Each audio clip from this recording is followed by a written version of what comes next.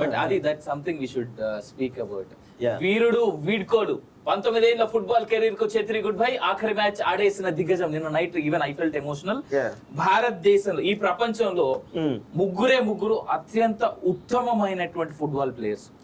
లియోనియల్ Messi 3వ place లో మనోడు ఉంటాడు మొత్తం వరల్డ్ లోనే. టాప్ 3 గోల్ స్కోర్ చేసిన వాళ్ళలో 3వ ప్లేస్ లో ఇండియా నుంచి ఉన్నాడు. మన దేశం సెలబ్రేట్ చేసుకోదు కానీ one of the biggest and the most powerful players in the world football లో ముగ్గురులో మనోడు ఒకడు టాప్ 3 లో. అర్జెంటీనా నుంచి ఇతను మెస్సీ ఆడతాడు, అతను క్రిస్టియానో రొనాల్డో. అయ్యుండొచ్చు మేబీ పేరు మర్చిపోయినా నేను.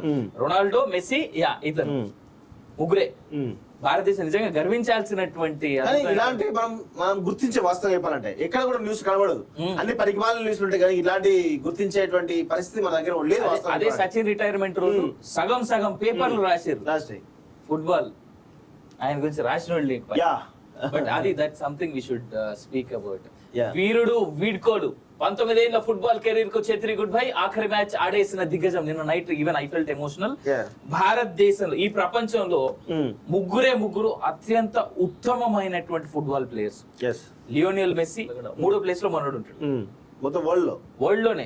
టాప్ 3 గోల్ స్కోర్ చేసిన వాళ్ళలో 3వ ప్లేస్ లో ఇండియా నుంచి ఉన్నాడు. మన దేశం సెలబ్రేట్ చేసుకోదు కానీ one of the biggest and the most powerful players in the world football లో ముగ్గురులో మనోడు ఒకడు టాప్ 3 లో.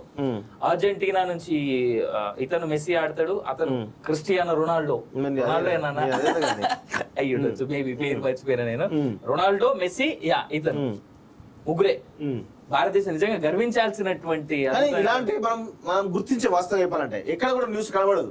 అన్ని పరిమాణాల న్యూస్ ఉంటాయి కానీ ఇలాంటి గుర్తించేటువంటి పరిస్థితి మన దగ్గర లేదు. అదే సచిన్ రిటైర్మెంట్ రోజు సగం పేపర్లు రాశారు ఫుట్బాల్ ఆయన గురించి రాసిన వాళ్ళు.